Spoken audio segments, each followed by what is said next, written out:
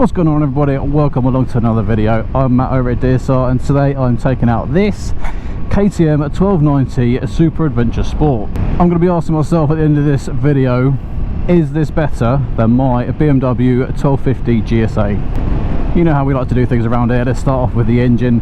This has got a lump of an engine, 1301cc V-twin, producing 160 brake horsepower and 138 newton meters of torque. We can all read stats off a website, but what do the stats really mean for kind of your everyday riding? It means this bike is punchy. You're never going to be lacking in power. You're never going to be looking for more power in those gears. Kind of, it doesn't matter what gear you're in, unless it's sixth. Sixth is kind of useless on this engine and this bike. But the torque just means from down low in that rev range, this thing goes. As KTM go. At the minute, the quick shifter, it doesn't work, so I'm going to believe it's not been turned on. This mirror is loose, and I keep getting a sign up on the dash saying key fob not in range. Below the handlebar, they've got this little phone cubby hole, and that's where I've got the key. So at the minute, the notice has gone off the screen. We'll see if it does come back up again, but I mean, you can't get much closer for the key to the bike. Looking at your different options for the 1290 SAS, there's going to be two main colours. You can have this one, which is the orange with a little bit of black, and then you can have the grey.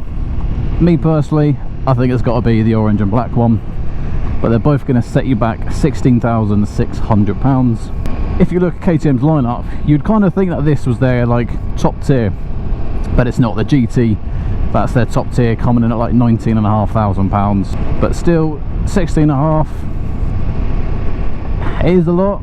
But then there's some of the other bikes out there. Multistrada V4, that's 22 grand stock trim. Ergonomics of the bike then, I'm 6'1", and the pegs are in front of my hips. I've got really nice kind of natural seating position. I am quite upright, but like I said, it's a really comfortable riding position actually. There's no pressure, there's no strain anywhere. So KTM get a plus for that. Handling, it handles nicely. It does flick, but I would say that my GSA flicks better. Like this, just it goes nicely, but it doesn't go boop, boop, boop. But when you are looking down from the cockpit area, this has definitely got more of a stance of the GS.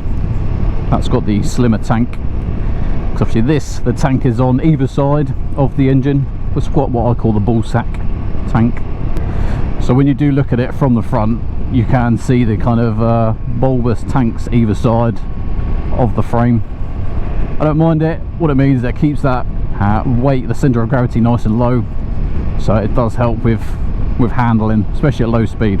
KTM have redesigned this windshield. At the minute it's at its lowest position, and the wind is kind of hitting me kind of like eyebrow level.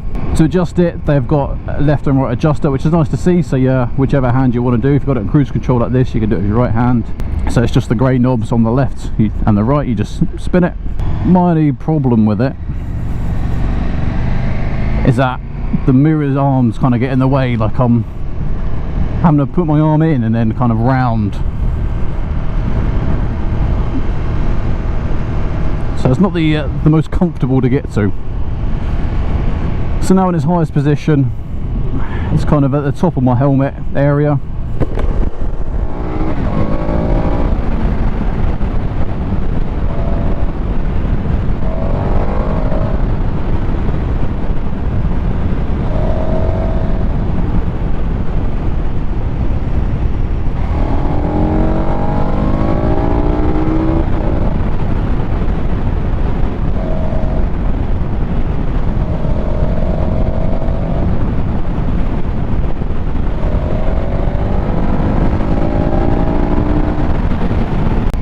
What I do find when you start getting a bit spirited, the mirror looks at you, the vibrations through the pegs and handlebars aren't that bad.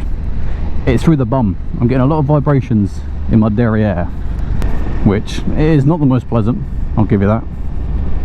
But we are just running the stock seat on this. KTM do provide a comfort and heated seat option, which they do for the rider and the passenger. That will set you back about £185. So I wonder if the comfort seat has got a little bit more padding, and it would kind of dull those vibrations down a little bit. I don't know. It's only 23 degrees today, but it is muggy. I am sweated out.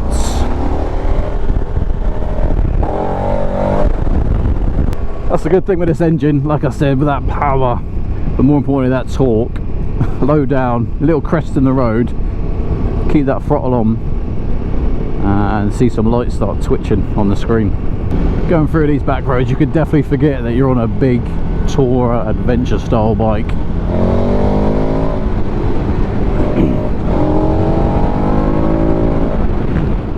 It was getting too hot and sweaty inside the helmet, so I found somewhere to pull over. Let's have a little look around this bike. Starting off at the front is we've got this little square patch, and that there is the adaptive cruise control. So you can either just use cruise control as standard, or you can put the ACC on, which means it will recognise how far the vehicle is in front of you and slow you down accordingly. Very handy bit of kit if you are looking at doing some touring. So when you're on the motorway, whack it on, and then you can kind of sit back a little bit and enjoy the motorway. Obviously we've got LEDs all round, but we do have cornering lights as well, so it's nice to see, just to brighten up the road when we are doing our long journeys. We've got 3 20mm discs at the front with Brembo calipers, just like the 1290 Super Duke, the GT. The brakes on these are phenomenal, so you're never going to want more out of the brakes. We do have WP Apex semi-active suspension as well, so you can go into the bike settings and you can have a little play around.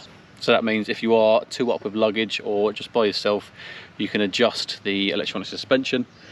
I believe there is an optional extra package where you can get a fully electronic rear suspension as well.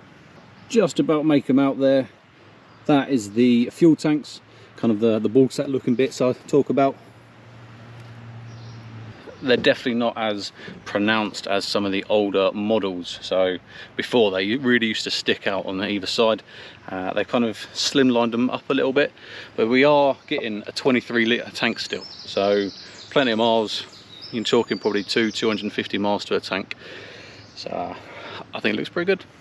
We do have integrated back box rack along with some grab handles as standard. Always nice to see, because sometimes they can set you back a good couple £100. Moving up then, keyless fuel cap, and this is that little cubby hole I was talking about.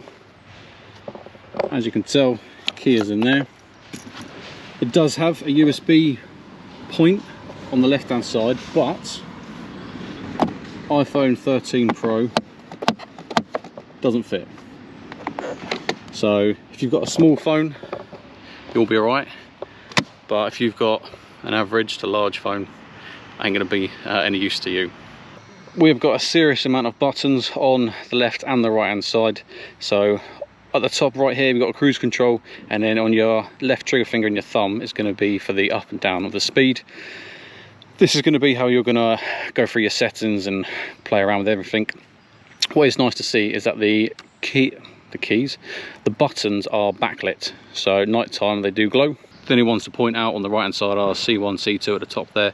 They are quick function buttons, so I've set mine up for rider mode and cruise control. Got a massive 7-inch screen. Unfortunately, KTM are still only running turn-by-turn navigation, so that's done by their KTM connectivity app. It's a shame with a screen of this size that they have not integrated full map navigation like Ducati Multistrada have. Something I'd like to see. But if you are going to put a sat nav on the handlebars, just underneath there you've got a 12-volt socket, so you can keep everything charged. So apparently the screen is adjustable by 55mm to stop any extra sun glare.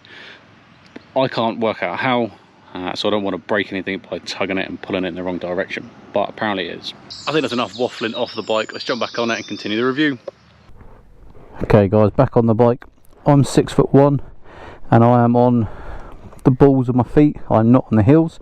This has got a seat height between 849 and 869mm. Because of the difference, you can go into the seat and there's like a spacer that you can turn over between 849 to 869. So it's up to you whether you like to be on your tiptoes or have a little bit more sure-footed and where you can have your heels down. Bike is coming in at 220 kilos. Stationary is actually okay, moving it around, manhandling it. There is no dramas there. On the road, you can't really feel the weight either, so it's actually quite light.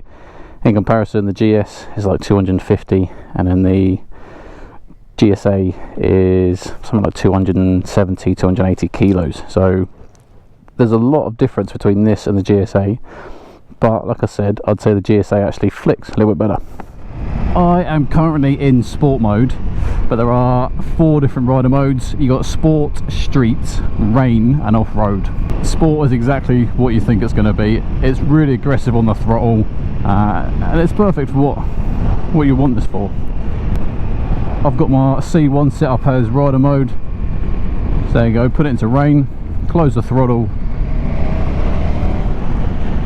You can tell the difference straight away between rain and sport. Rain has still got that kind of, when you get to like 20% on the throttle, but the first up to 20% on that throttle is just super smooth. Perfect when you're caught in the UK rain, which happens all too often. When you are in off-road mode, you can actually go in, it turns off the rear ABS. It also then allows you to do your slides and your jumps and all the other stuff. You can go into the settings and change some of the parameters as well. Also, the off-road mode, it smooths out the throttle, so pretty much puts into like rain mode, so it's nice and gentle. So when you are off-road, you're not spinning that rear wheel up really quickly. Like my GSA, I've got the gravel off-road mode, whatever you want to call it. The throttle response set to the dullest, i.e. Rain, because that's how I like it. I like to be nice and gentle when I am on the byways or the green lanes.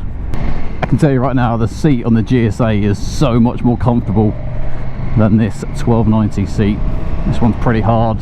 Still in rain mode, so I'm going to push my quick action button, put it back into sport, because you know, why not? As I mentioned when I was pulled over, the brakes on these are super strong. Low speed handling on this, it is really easy. So you can't feel the 220 kilos if you're trying to dip past logs or potholes, small children. Get out of the way, kid.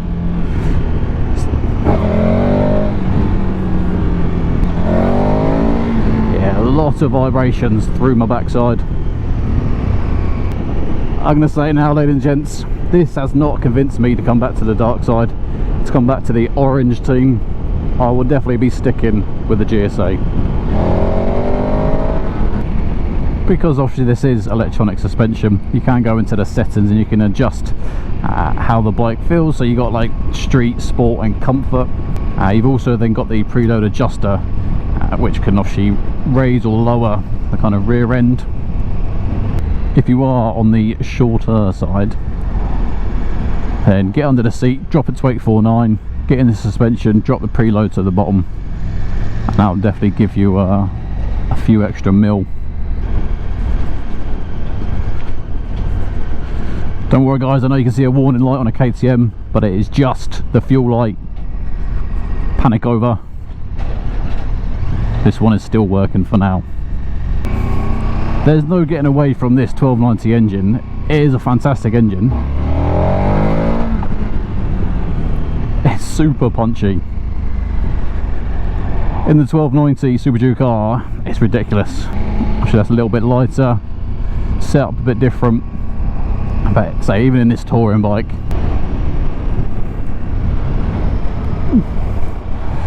so obviously being in the potential for the off-roader, say I'm 6'1", stood up, the handlebars are just a little bit too low for me. I'm kind of having to bend my top half down a little bit, so I would get bar risers just to bring them up a little bit more. My foot is hitting the rear passenger peg on the right side, so that would have to go. And then when I look down, you can easily see the TFT screen as well. So you haven't got to move your head or adjust to see how fast you're going. Obviously not see the full maps because it doesn't have it. KTM, sort your life out. Well, there we go, ladies and gents, that has been my full riding review on the KTM 1290 Super Adventure Sport for 2023. If you have enjoyed this video, please make sure you like it. More importantly, subscribe to the channel. It helps us out over at DSR. But also, we've got review videos coming out weekly. Let me know in the comments box below, would you get the 1290 or the BMW GS or GSA? If you are interested in watching my GS video, check it out here. And if not, until the next one, ride safe.